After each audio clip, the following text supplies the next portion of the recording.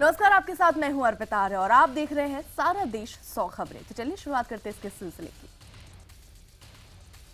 उत्तराखंड में सियासी संकट गहराता जा रहा है। रविवार को छुट्टी के बावजूद मुख्यमंत्री हरीश रावत, वित्त मंत्री इंदिरा हृदयेश और अपने लाव लश्कर के साथ पहले विधानसभा पहुंचे। हरीश रावत करीब 2 घंटे तक विधानसभा में रहे और फिर वहां से सचिवालय भी गए। इस दौरान उन्होंने और उनके साथ गए लोगों ने क्या किया, इसके बारे में कोई जानकारी नहीं मिल पाई। उधर दिल्ली में डेरा डाले कांग्रेस के बागी विधायक हरक सिंह रावत का कहना है कि उनके कमरे में मौजूद फाइलों को फाड़कर उनके कमरे को सील कर दिया गया। इस बीच खबर यह भी है कि मुख्यमंत्री हरीश रावत आज दिल्ली आ सकते हैं। यहां वो पार्टी अध्यक्ष सोनिया गांधी से मिलकर उन्हें राज्य के सियासी हालात के बारे में बताएंगे और आगे की रणनीति पर भी चर्चा होगी। मुख्यमंत्री हरीश रावत ने सरकार गिराने की साजिश रचने के लिए बीजेपी पर निशाना साधा और उन्होंने कहा कि उत्तराखंड की जनता बीजेपी को कभी माफ नहीं करेगी और उसकी सजा उनको चुनावों में मिलेगी। बागी कांग्रेस विधायकों का नेतृत्व कर रहे हरक सिंह रावत का कहना है कि हरीश रावत को घमंड हो गया। उन्होंने कहा कि वो सदन में बहुमत साबित नहीं कर पाएंगे। उधर बीजेपी नेता और मुख्यमंत्री रमेश पोखरियाल ने कहा कि हरीश रावत खुद इस्तीफा दे दे तो अच्छा है, वरना सारे विकल्प खुले हैं। इस बीच केंद्रीय गृह मंत्री राजनाथ सिंह ने कहा कि बीजेपी जोड़तोड़ में विश्वास नहीं रखती। उन्होंने कहा कि कांग्रेस को अपनी कमजोरियां बीजेपी पर नहीं थोपनी चाहिए। उत्तराखंड के पौड़ी में कांग्रेस कार्यकर्ताओं ने अपने बागी विधायकों और बीजेपी के खिलाफ जमकर प्रदर्शन किया। इस दौरान कार्यकर्ताओं ने बागी विधायकों के खिलाफ कड़ी कार्रवाई की मांग की। वहीं उन्होंने ये भी कहा कि जनता उन्हें विधानसभा चुनावों में जवाब देगी। बीजेपी की 2 दिन की राष्ट्रीय कार्यकारिणी की बैठक प्रधानमंत्री नरेंद्र मोदी के भाषण के साथ खत्म हुई। प्रधानमंत्री ने पार्टी के नेताओं और कार्यकर्ताओं से कहा कि उनकी सरकार के एकमात्र एजेंडा सिर्फ और सिर्फ विकास है। प्रधानमंत्री मोदी ने कहा कि उनकी सरकार विकास की राह से नहीं भटकेगी। उन्होंने कहा कि विरोधी चाहे जो कहे वो आगे बढ़ते रहेंगे। उन्होंने कहा कि गांव में बिजली और गैस कनेक्शन देना सरकार की प्राथमिकता है। हमने कहा कि आजादी के 68 साल बाद भी देश के 18 गांवों में जो 1000 गांव है उसमें बिजली नहीं पहुंच पाई है, लेकिन एनडीए सरकार ने 1 साल के भीतर 6000 गांवों तक बिजली पहुंचा दी। प्रधानमंत्री ने कहा कि विपक्ष जानबूझकर बिना वजह के मुद्दों में उलझाए रखना चाहता है, जिससे बचने की जरूरत है। उन्होंने कार्यकर्ताओं से सरकार के कामों को जनता के बीच पहुंचाने की अपील की। गृहमंत्री राजनाथ सिंह ने मीडिया के सामने पीएम मोदी की बातें रखी। उन्होंने कहा कि 22 महीने के कार्यकाल में आज तक भ्रष्टाचार का आरोप नहीं लगा, न ही आर्थिक और न ही कोई राजनीतिक आरोप लगा। कार्यकारिणी के केंद्रीय मंत्री वेंकैया नायडू ने प्रधानमंत्री नरेंद्र मोदी को भारत के लिए दिया भगवान का तोहफा और गरीबों का मसीहा बताया। हैदराबाद के एक मदरसे ने भारत माता की जय बोलने के खिलाफ फतवा जारी किया। जामिया निजामिया मदरसे के मुफ्ती अजीमुद्दीन ने सभी मदरसों के प्रमुखों को चिट्ठी लिखकर कहा है कि कोई भी मुसलमान भारत माता की जय नहीं बोलेगा, क्योंकि इस्लाम इसकी इजाजत नहीं देता। मुफ्ती अजीमुद्दीन ने कहा कि अगर कोई शख्स भारत को अपनी मां कहना चाहता है तो उसका व्यक्तिगत और धार्मिक विश्वास होगा, लेकिन इसे दूसरों पर थोपना सही नहीं। कांग्रेस नेता शशि थरूर का भी कहना है कि मुसलमानों को भारत माता की जय नहीं कहने का संवैधानिक अधिकार है। थरूर ने ये बात जेएनयू कैंपस में कही। उन्होंने देशद्रोह कानून में बदलाव की वकालत भी की। दिल्ली में चल रहा इंटरनेशनल सूफी सम्मेलन के आखिरी दिन आतंकवाद और कट्टरवाद के खिलाफ प्रस्ताव पेश किया गया। इसमें कहा गया कि तालिबान, आईएसआईएस जैसे आतंकी संगठनों ने भाईचारे को नष्ट कर दिया है। इस प्रस्ताव में मुस्लिम युवाओं से अपील की गई कि वो आतंकी संगठन से नाता ना जोड़ें। 4 दिन तक चले इस कार्यक्रम में 20 देशों के 200 से ज्यादा प्रतिनिधियों ने हिस्सा लिया। 1.5 साल पहले अपने जन आंदोलन से पाकिस्तान की नवाज शरीफ सरकार को हिला देने वाले धर्मगुरु मोहम्मद ताहिर उल कादरी भी सूफी सम्मेलन में पहुंचे। उन्होंने कहा कि भारत पाकिस्तान को ये समझना होगा कि दोनों एक दूसरे के दुश्मन नहीं बल्कि आतंकवाद के दुश्मन। कादरी ने कहा कि भारत पाकिस्तान को साथ मिलकर आतंकवाद से लड़ना चाहिए। आतंकी संगठन आईएसआईएस का जिक्र करते हुए उन्होंने कहा कि ये संगठन जिहाद नहीं फसाद करा रहा है। झारखंड के लातेहार में पशु व्यापारियों की हत्या के मामले में राजनीति गर्मा गई। मुख्यमंत्री रघुवर दास का कहना है कि दोषियों के खिलाफ कड़ी कार्रवाई की जाएगी। वहीं कांग्रेस का आरोप है कि बीजेपी और उससे जुड़े संगठन एक खास समुदाय के लोगों को निशाना बना रहे हैं। कांग्रेस नेता गुलाम नबी आजाद ने प्रधानमंत्री मोदी को चिट्ठी लिखकर देश में गौ हत्या के नाम पर हो रही राजनीति बंद करने की अपील की। उन्होंने पीएम से अपील की कि वो सबको बताएं कि देश के ज्यादातर राज्यों में गौ हत्या पर प्रतिबंध लगा हुआ है। कांग्रेस नेता सुखदेव भगत और जेवीएम सुप्रीमो बाबूलाल मरांडी ने झारखंड के लातेहार के नवादा गांव का दौरा किया। दोनों 18 मार्च को हुई 2 लोगों की हत्या के मामले में परिजनों से मिले।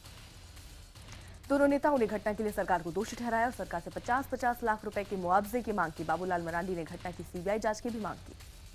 वहीं हत्या के विरोध में अंजुमन इस्लामिया रांची के लोगों ने भी कैंडल मार्च निकाला और सरकार से इस हत्या की सीबीआई जांच की मांग भी की। अंजुमन इस्लामिया ने के मुताबिक मवेशी का कारोबार करने वाले 2 युवकों की अज्ञात लोगों ने झूठे आरोप लगाकर हत्या कर दी। केंद्रीय मंत्री रामशंकर कठेरिया की होली से जुड़े विवादित बयान पर घमासान बढ़ता जा रहा है। यूपी के मुख्यमंत्री अखिलेश यादव का कहना है कि इस मुद्दे पर कानून अपना काम करेगी। अखिलेश ने कहा कि उनकी भाषा और व्यवहार कैसा है ये सबको मालूम। इस बीच केंद्रीय मंत्री कठेरिया अपने बयान पर अड़े रहे। उन्होंने कहा कि पहले तो वो रंगों की होली खेलेंगे और अगर उनकी मांगे नहीं मानी गई तो फिर दूसरे तरह की होली खेलेंगे और अपनी ताकत दिखाएंगे। आम आदमी पार्टी के 21 विधायकों को संसदीय सचिव बनाने और उन्हें सुविधाएं देने से जुड़ी याचिका पर आज दिल्ली हाईकोर्ट में सुनवाई होगी। याचिका में कहा गया है कि मुख्यमंत्री अरविंद केजरीवाल ने इन विधायकों की नियुक्ति गैर कानूनी तरीके से की। मामले में दिल्ली सरकार अपना जवाब दाखिल कर चुकी है। बीते साल आम आदमी पार्टी ने अपने 21 विधायकों को संसदीय सचिव बनाकर उन्हें कई सुविधाएं दी थी। निर्वाचन आयोग ने भी इन विधायकों को नोटिस भेजकर 11 अप्रैल तक जवाब मांगा। दिल्ली कांग्रेस अध्यक्ष अजय माकन ने ट्वीट के जरिए आम आदमी पार्टी पर निशाना साधा। उन्होंने लिखा कि आम आदमी पार्टी आत्मसंयम और ईमानदारी पर भाषण देती है, लेकिन सत्ता के लालच में उनके हर नियम तोड़ दिए। पाकिस्तान के पूर्व क्रिकेटर और तहरीके पाकिस्तान के अध्यक्ष इमरान खान ने दिल्ली के मुख्यमंत्री अरविंद केजरीवाल से मुलाकात की। इमरान ने कहा कि आम आदमी पार्टी का तरीका उनकी पार्टी से मिलता जुलता है, साथ ही साथ भ्रष्टाचार के खिलाफ हम दोनों के विचार एक जैसे। एक अखबार में छपे लेख की वजह से दिल्ली विधानसभा में नेता विपक्ष विजेंद्र गुप्ता की सदस्यता खतरे में पड़ सकती है। इस लेख में राज्यसभा के अस्तित्व पर ही सवाल उठाते हुए इसे समाप्त करने तक की बात लिखी है। जेडीयू के राज्यसभा सांसद केसी त्यागी ने इस मामले में विजेंद्र गुप्ता के खिलाफ विशेषाधिकार हनन की शिकायत दर्ज की। इसके बाद राज्यसभा में सभापति ने दिल्ली विधानसभा अध्यक्ष को चिट्ठी लिखकर गुप्ता के खिलाफ कार्रवाई की मांग की। विजेंद्र गुप्ता ने लिखा कि राज्यसभा में छोटी पार्टियों के चुने हुए सदस्यों के चलते लोकसभा में बहुमत की सरकार को नीचा दिखाने की कोशिश की गई। गुप्ता ने राज्यसभा में बहुमत नहीं होने की वजह से बिलों को मंजूरी नहीं मिलने पर भी सवाल उठाए। बिहार में विधायकों को गिफ्ट में माइक्रोवेव ओवन दिए जाने के मुद्दे पर सियासत गर्मा गई है। बीजेपी ने गिफ्ट वापस करने का ऐलान किया। बीजेपी नेता सुशील मोदी का कहना है कि सरकार 4 महीने से शिक्षकों का वेतन नहीं दे रही है और दूसरी तरफ महंगे महंगे गिफ्ट बांट रही है। कांग्रेस नेता संदीप दीक्षित ने कहा कि विधायकों को गिफ्ट देने पर बीजेपी का विरोध तर्कसंगत नहीं। उधर जेडीयू नेता श्याम रजक ने कहा कि जो लोग गिफ्ट का विरोध कर रहे हैं वो कुंठित हैं। जम्मू कश्मीर में नई सरकार पर सस्पेंस गहराता जा रहा है। सूत्रों के मुताबिक महबूबा मुफ्ती जल्द ही पार्टी नेताओं की बैठक बुलाने वाली है। इस बैठक में वो बीजेपी अध्यक्ष अमित शाह से हुई मुलाकात के बारे में बताएंगी और आगे की रणनीति साझा करेंगी। दूसरी तरफ बीजेपी नेता निर्मल सिंह का कहना है कि अभी भी जनवरी वाली स्थिति है। पीएफ पर ब्याज दर कम करने के सवाल पर वित्त मंत्री अरुण जेटली ने कहा कि ब्याज दर बाजार के आधार पर तय होती है। बीच में ये दर काफी बढ़ गई थी और अब जाकर कम हुई है। जेटली ने कहा कि ऐसा नहीं हो सकता कि बैंक के डिपॉजिट रेट ऊपर आए और सेविंग्स नीचे। एनसीपी नेता सुप्रियो सुले ने पार्टी नेता छगन भुजबल से मुंबई में जेल में जाकर मुलाकात की। भुजबल को महाराष्ट्र सदन समेत दूसरे घोटालों के आरोप में गिरफ्तार किया गया है। पार्टी अध्यक्ष शरद पवार ने भी भुजबल का बचाव किया है। महाराष्ट्र के मुख्यमंत्री देवेंद्र फडणवीस ने कांग्रेस नेता दिग्विजय सिंह को उनके ट्वीट के लिए कानूनी नोटिस भेजा है। इसमें लिखा है कि नोटिस मिलने के 15 दिन के अंदर आप अपनी ट्वीट वापस ले लें, वरना मानहानि की केस का सामना करने के लिए तैयार रहें। दिग्विजय सिंह ने ट्वीट करके कहा कि सीएम फडणवीस ने झुग्गी पुनर्वास प्राधिकरण के कर्मचारियों को एक्सिस बैंक में वर्ली ब्रांच में खाता खुलवाने के लिए कहा, क्योंकि फडणवीस की पत्नी एक्सिस बैंक वाइस प्रेसिडेंट है। कोलकाता से दिल्ली जाने वाली एयर इंडिया की फ्लाइट तकनीकी खराबी के चलते 13 घंटे की देरी से उड़ी। इस देरी से नाराज यात्रियों ने जमकर हंगामा किया। दिल्ली आने वाले यात्रियों में पाकिस्तान के उच्चायुक्त अब्दुल बासित भी थे। विमान को रविवार शाम 5:30 बजे कोलकाता से दिल्ली के लिए उड़ान भरनी थी, लेकिन तमाम मुश्किलों के चलते ये विमान 13 घंटे की देरी के बाद आज सुबह 6:45 बजे दिल्ली के लिए रवाना हुआ। यात्रियों को पहले बताया गया कि विमान में तकनीकी खराबी है। इसके बाद उन्हें दूसरे विमान में शिफ्ट किया गया, लेकिन उस विमान में क्रू नहीं होने के चलते विमान कई घंटे तक एयरपोर्ट पर ही खड़ा रहा। इस दौरान विमान यात्रियों को सही जानकारी तक नहीं दी गई। आज सुबह जब सीपीएम नेता सीताराम येचुरी विमान में सवार हुए तो गुस्सा यात्री उन्हीं पर बरस पड़े। एक बार फिर दिल्ली के सरकारी डीडीयू अस्पताल के डॉक्टर कल रात से हड़ताल पर चले गए। डॉक्टरों का आरोप है कि एक मरीज के परिजन ने डॉक्टर के साथ मारपीट हुई और मरीज पक्ष का कहना है कि जब ठीक से इलाज करने की बात कहने पर डॉक्टरों ने अस्पताल में काम बंद कर दिया। भोपाल में कमलापति घाट पर नाव डूबने से 5 लोगों की मौत हो गई। नाव में कुल 10 लोग सवार थे। गनीमत रही कि 5 लोग बचा लिए गए। पश्चिम बंगाल के वर्धमान में हाथियों के हमले में 4 लोगों की मौत हो गई। बताया जा रहा है कि ये हाथी मंतेश्वर गांव में घुस आए और यहां लोगों पर हमला बोल दिया। इलाके में हाथियों ने कई घंटों तक उत्पात मचाए रखा। महाराष्ट्र के लातूर में पानी की किल्लत की वजह से कई इलाकों में 31 मई तक धारा 144 लगा दी गई। प्रशासन को हिंसक संघर्ष की आशंका है, जिसके मद्देनजर सुरक्षा कड़ी कर दी गई। सूखे को देखते हुए लातूर के कई इलाकों में 20 पानी के टैंकों के आसपास 5 से ज्यादा लोगों के इकट्ठा होने पर प्रतिबंध लगा दिया है। प्रतिबंधित क्षेत्रों के जिले के पानी भरने वाले स्थान, टैंकर, सार्वजनिक कुएं भी शामिल हैं।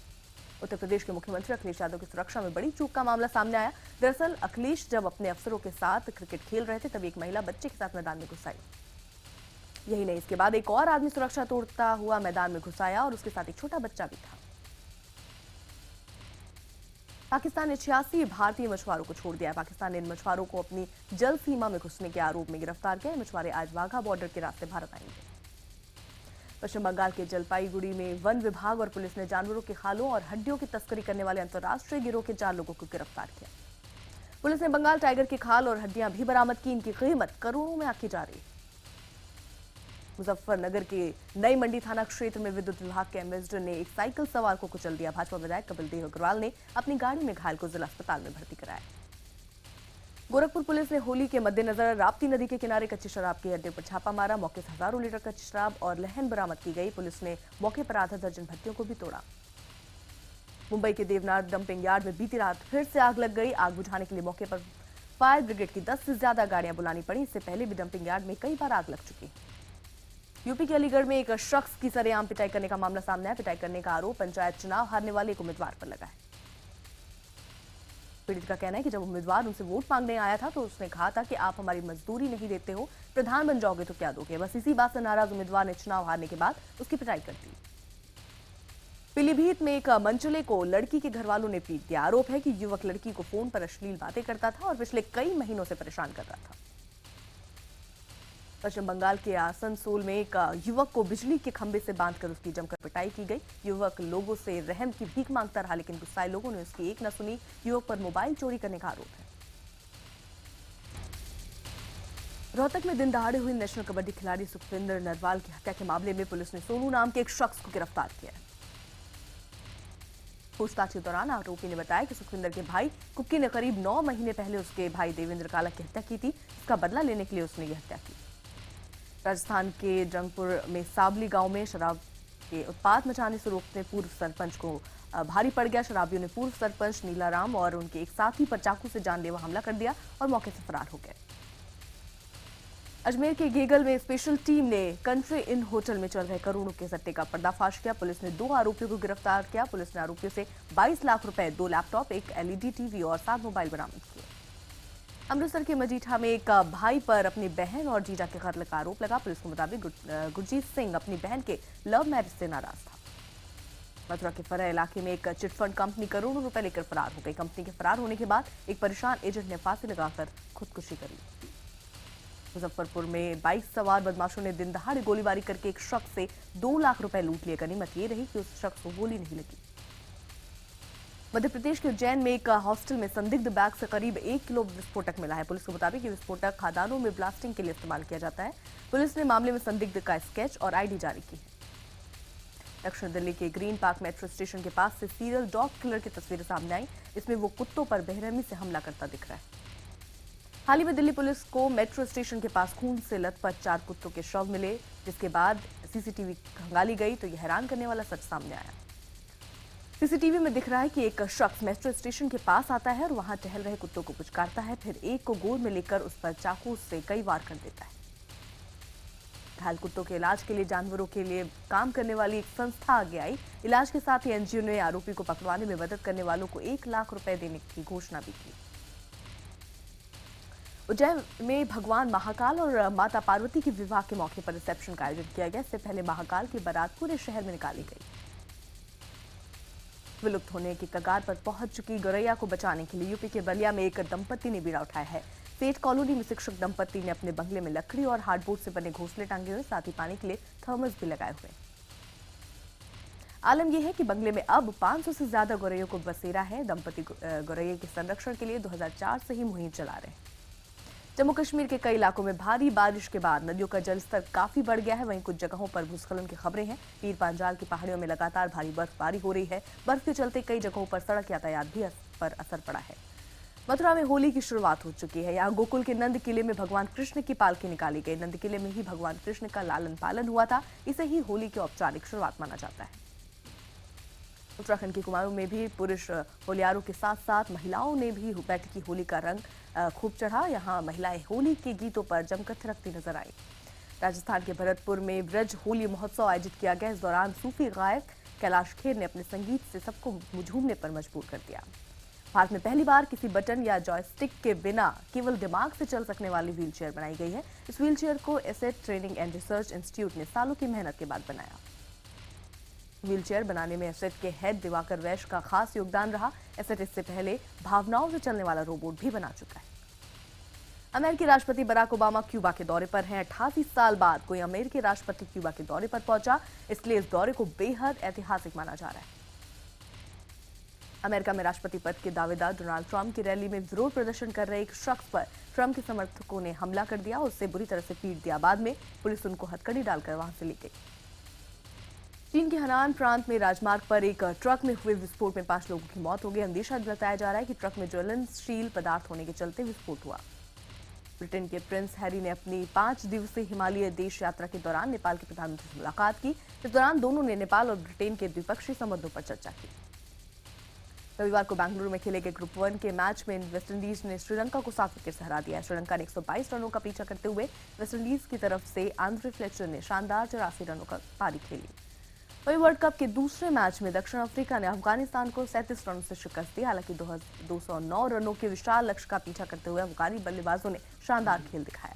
पाकिस्तान क्रिकेट बोर्ड के अध्यक्ष शहरयार खान ने एक इंटरव्यू में कहा कि वर्ल्ड कप के बाद शाहिद अफरीदी T20 टीम के कप्तान नहीं रहेंगे। उन्होंने कोच वकार यूनिस पर भी फैसला लेने की बात कही।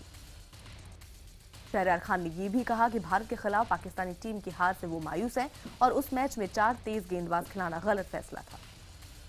पाकिस्तान को हराने के बाद भारतीय टीम रविवार को बेंगलुरु पहुंच गई। वहां भारतीय टीम 23 मार्च को बांग्लादेश के खिलाफ मैच खेलेगी। भारत पाक मैच में राष्ट्रगान गाने को लेकर फैले विवाद पर सौरव गांगुली ने सफाई दी। गांगुली ने कहा कि अमिताभ बच्चन ने कार्यक्रम में शरीक होने के लिए कोई पैसा नहीं लिया। एक अखबार की रिपोर्ट के अनुसार गांगुली ने कहा कि अमिताभ अपने टिकट पर कोलकाता आए, अपने खर्चे पर होटल पर रुके। गांगुली के मुताबिक अनुरोध करने पर भी अमिताभ ने पैसे नहीं लिए। वहीं अमिताभ बच्चन ने इस मामले में ट्विटर पर अपनी नाराजगी जताई। उन्होंने लिखा कि जब आप फिजूल की बातों को तवज्जो देते हैं तो आप उसका समर्थन कर रहे होते हैं। बता दें कि सोशल मीडिया पर लिखा जा रहा था कि कोलकाता में भारत पाक मैच शुरू होने से पहले राष्ट्रगान गाने के लिए अमिताभ बच्चन ने करोड़ों की फीस ली है। फवाद खान ने एक चौंकाने वाला खुलासा किया। उन्होंने कहा है कि वो टाइप A1 डायबिटीज से पीड़ित है। फवाद खान इंसुलिन पर डिपेंडेंट है। पॉप सिंगर हनी सिंह रविवार को अपनी फिल्म जोरावर के प्रमोशन के लिए नोएडा के GIP मॉल पहुंचे। फिल्म में हनी सिंह एक फौजी का किरदार निभा रहे हैं। हनी सिंह फिल्म जोरावर से बतौर एक्टर की शुरुआत कर रहे हैं। फिल्म 16 मई को रिलीज होगी।